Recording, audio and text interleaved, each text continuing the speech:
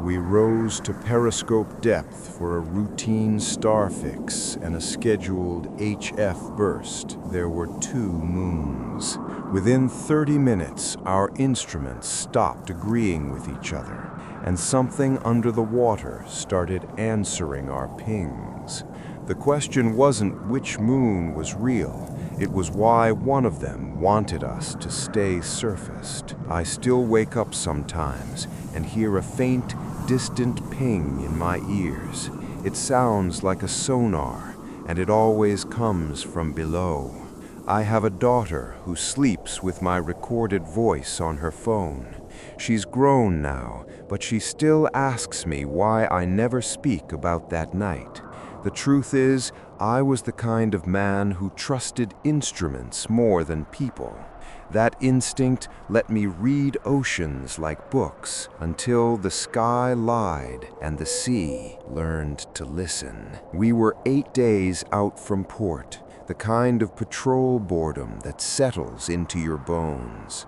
The sub hummed with routine, stations checked, pings sent, bearings logged.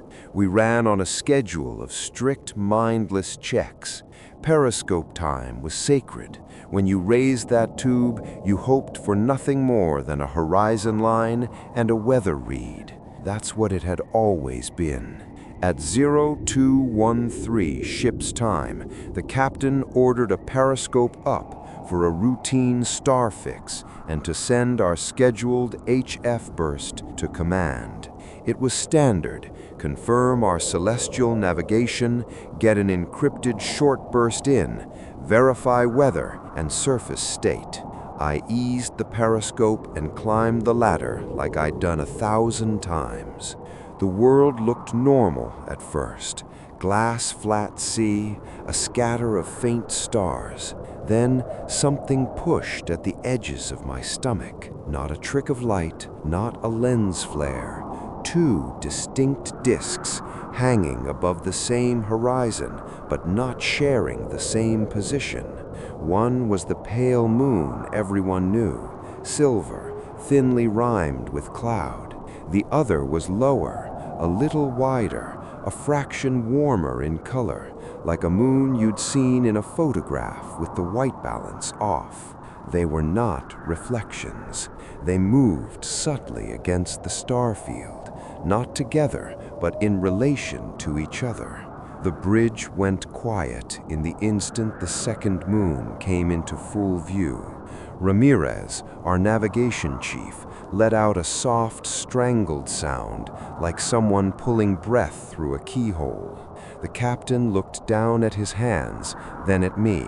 He didn't give an order. He did what captains do when nothing in the rule book fits. He said one word and left it small and dangerous. Document. We documented. Cameras recorded. Notes were taken. The logman scribbled the time. We keyed our HF burst and sent an encrypted short burst to command with the standard cited unusual atmospheric event. We waited for something from higher, explanation, instruction, a code, and received only static. Ramirez peered down the scope and mouthed a number I didn't know, then pointed. 3 frames later, the bow camera caught a vertical shimmer where moonlight hit the water. The frame went black. The camera had died, as if someone had pinched a wire. We did the obvious things next, cross-chess instruments. The compass readings were fine for north, but the gyro compass showed a jitter, a slow oscillation that centered oddly toward the lower moon. We tested star fixes, checked the star plates, and compared dead reckoning. None of it matched the gyro's tiny insistence. Hand bearings were off by nearly 4 degrees, small, but in navigation, that is not small. I remember muttering something about atmospheric refraction. Ramirez answered, "We've seen mirages, not this." He tapped his earpiece and radioed the sonar room. Echo reading, on passive, bearing 320, deep, the sonar speaker, usually white noise, had a new sound, a long, slow thump, spaced in such a way that counting them felt like listening to a giant clock. There was a pulse in the headphones, one low beat, then a long wait, then the beat again. The return mapped on our display as a broad arc, not a point. It moved like something sweeping the hull, not like an animal that swims to get away. It listened. We held periscope depth and ran through the checks again. The white moon stayed where it should have. The yellow moon shifted 2 minutes of arc to the east, too fast for anything that should be up there. Half the crew swore they felt a tiny shove under our keel, like a hand testing a door. The stern camera caught a single wet smear gliding along the rail, something dark, viscous and metallic that left no residue the next day. Something in the water was learning our shape.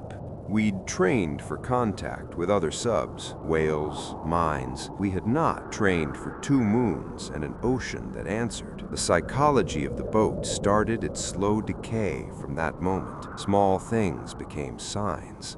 At first, anomalies were instrument level. The sonar would return a diffuse echo when we'd sounded no active ping. The magnetometer jittered at odd intervals. The freshwater tank pressure dropped for 1 minute and then normalized. They were all small errors, and on their face, plausible. Salt spray, wiring, thermal layers, but they stitched into a pattern when the timing aligned with the lower moon's motion. We built a working hypothesis in whispers. The lower moon affected electromagnetic fields. It skewed the gyro. It bent the path of our returns, maybe refracted the sea just enough to make echoes arrive with a delay.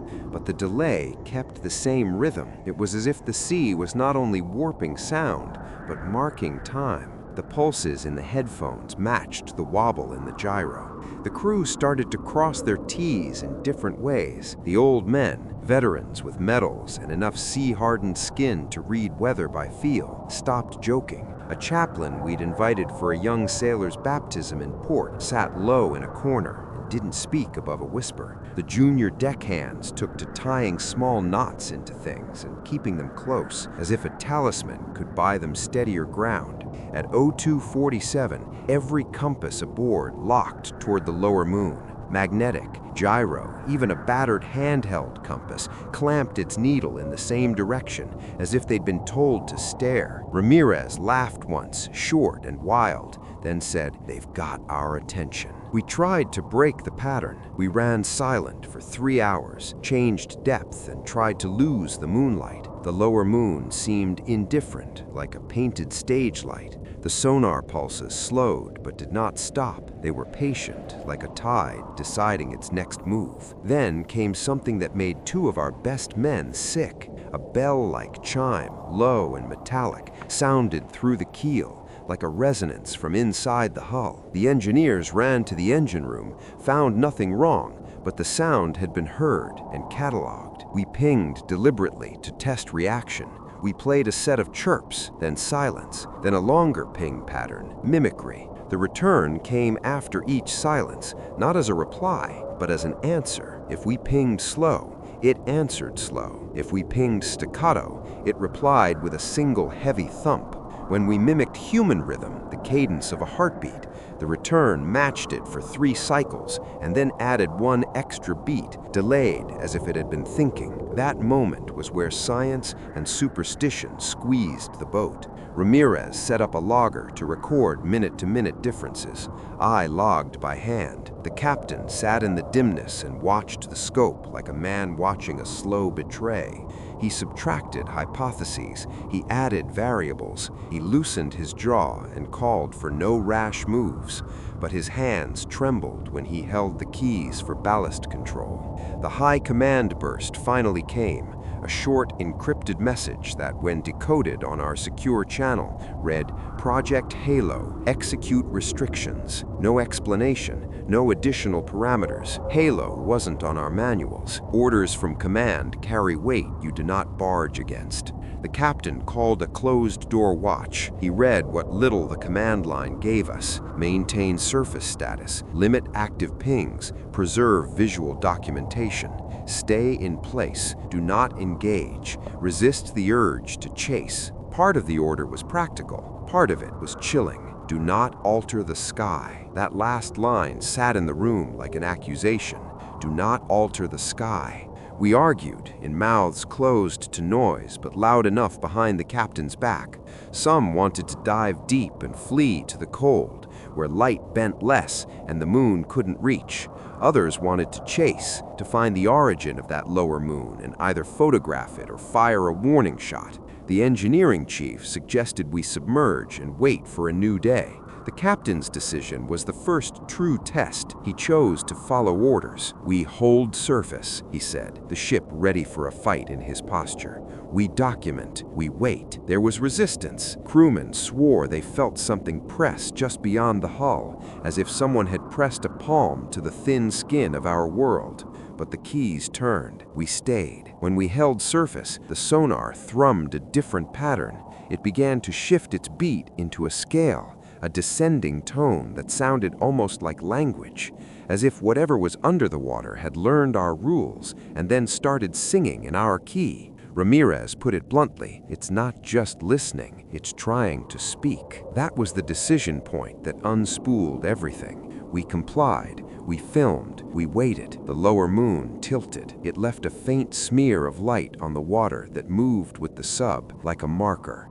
Complying bought us time and got us answers we didn't want. The crew fractured. The sleep schedule pitched and yawed into mania. One man began to sleepwalk and leave ventilation panels open. He'd whisper every watch that the moon wanted him to step out. Another started painting the lower moon on anything that would take paint, a ritual maybe to understand or control it. We found the ship's dog tags, a pile of them in the torpedo room one morning, like a sacrifice. Technically, things got worse. The sonar's arc returns grew sharper. The object under the water, we never had a clear picture of it, moved with a deliberateness that suggested intelligence. It broke the waterline twice, then folded back into the abyss in a motion like closing a book. Its wakes were not wakes. They were thin scar lines on the surface that didn't dissipate as water normally does.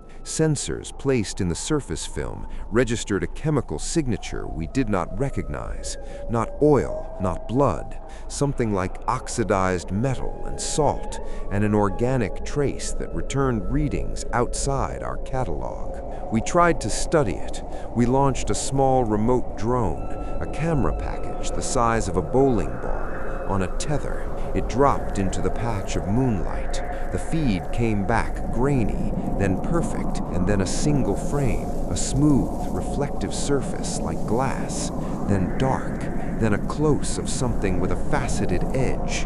The drone clicked, static fuzzed the feed, and the picture froze. When engineers tried to snag it back, the tether went slack. The drone came up, but the camera was dead.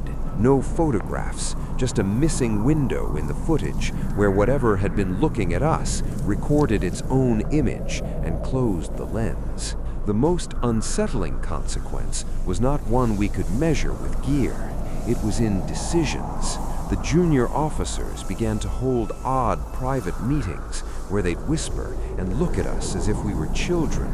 They began to decide which men could go topside for a smoke and which could not. The captain had men removed from duty for insubordination, and those men were sent down the ladder to the lower bunks where the light from the portholes did not reach, and they were less likely to see the moons. It felt like being chosen. After 3 days of this, desperation overcame order. Ramirez, who had been the one to spot the shimmer, proposed a test: send a sound buoy on a free-floating drift out into the ring of phosphorescent points. If the buoy recorded an identifiable structure, we'd have data. If the buoy came back with a signal that matched the moon's pulse, we'd be able to triangulate.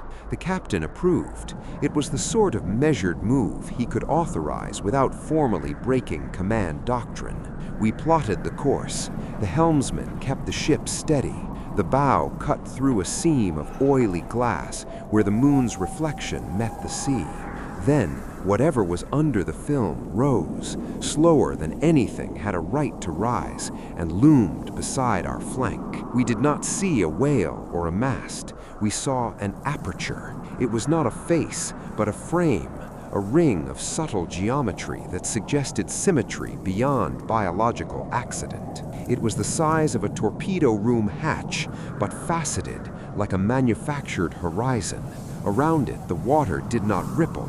It bent the light. It made small fluted noises through the hull that the engineers said mimicked mechanical gears, but ran at a frequency beyond steel. One of our torpedo men, a man named Duffy, with hands like calloused paws, leaned over the rail and opened his mouth. He saw that aperture and was laughing, then crying. Then he stepped forward. Before anyone could stop him, he had one foot on the rail. I'm not proud of the next thing. I grabbed him by the shoulder and hauled him back. He looked at me like I'd pulled him from prayer. "It's not for men," he said, and there was something in him that was not the man I'd known. He went rigid, then dizzy, then sat down and would not speak for hours. We tried to record more. Cameras sputtered, electronics hiccuped, the aperture pulsed. Then we felt it, a pressure wave, not like sonar, but like an exhale. It ran across the deck and into the souls of men. Men dropped to their knees, the religious muttered, and engineers cursed at blank panels. A screw jarred loose and struck the deck like a bell. In that bell stroke, 2 men were killed, not imbued with blood, but with sudden implosive collapse of the heart. The medics called it a cardiac event in their notes. I call it the moment the sea decided we were too small to matter. We fired a practice depth charge, not to kill, merely to test reaction. The charge went off, and the sea boiled, and for a breath, the lower moon blinked as if it had eyelids. Then the wave that returned us snapped like a rubber band and pushed us off kilter. One of the periscopes bent. The mast sagged for a heartbeat like a bow breaking. We lost contact with 3 men who were topside at the time. They were gone, as if the deck had eaten them. We never found them. The captain called for full retreat and emergency measures. The ship shuddered as we tried to pull away, but the aperture remained, a surgical outline against the water. The sonar returned a slow, sad pattern, a low, winding tone that felt like a farewell. It was the last thing I heard before the world narrowed to bright sodium and alarms. We limped back to port with holes in our story and bodies missing from the roll call. The Navy papered the event in official language: mechanical failure, freak storms, misreported crew transfer. Men who survived were court-martialed for insubordination or put on long leave. The captain was quietly reassigned. Ramirez took a demotion and left the service a year later. Duffy, the man I'd hauled back, disappeared into a VA hospital and never told anyone what he'd seen. We were ordered to destroy film. We complied. I kept a single reel that no one ever asked about. I put it in a metal box with a lock, and I put it in a bank safe. The reel is not much: 3 frames of a reflective surface, a smear, and 1 frame where light looks like teeth. It holds for me the weight of the night. In the years since, I have learned how secrecy works. It eats men in slow, polite bites. It classifies grief. It rewrites documentation. The Navy's public statement was a kind of soft amnesia. The families of the men lost were told of heroism and accident. The men who remained were told to move on. You can move on if your throat can seal around the silence. I left the service quietly. I married, had a daughter, got a job at a shipyard, and learned to live with the ping in my chest. Sometimes, on clear nights, I'd look up at the moon and wonder which one I'd seen. I do not go topless to the ocean anymore. I do not climb ladders. I prefer to sleep with the house lights low. Years later, a friend from a weather station called me. He said, "Did you ever think perhaps the moon wasn't the moon?" We laughed at first. Then he told me about satellite imagery showing anomalous reflections that couldn't be explained by cloud or sea state. He said it in the voice of a man who'd read classified briefings over his morning coffee and then hidden the page in his hand. There are maps that never make it to public atlases. There are notations in margin files labeled Halo or Project something else. Sometimes I hear of a base closed overnight, of men reassigned, of tapes gone dark. I think of our aperture in the sea and the way it moved like a hinge. I think of Duffy and of the men who are missing and the ones who live husks of what they were. If you ask me what it was, aperture, entity, experiment, ghost, I will not claim a single word of certainty. I will give you the only thing I can, the image burned into my memory. 2 moons over a sea that should have known only one, a ring of faint lights answering like a heartbeat, and the moment I realized the sea could learn to listen. So when your phone pings late at night and you think of distant things beneath the waves, remember this: sometimes the world changes to match the attention we give it. Sometimes the sky bends to someone else's gaze. We rose to periscope depth to check our fix and found that the horizon had been borrowed. If you ever cross water, I pray you trust a little less in instruments and a little more in the feel of the hull under your feet. And if by chance you ever look up and see 2 moons, remember one thing: decide quickly which sky to trust, because the sea will listen either way.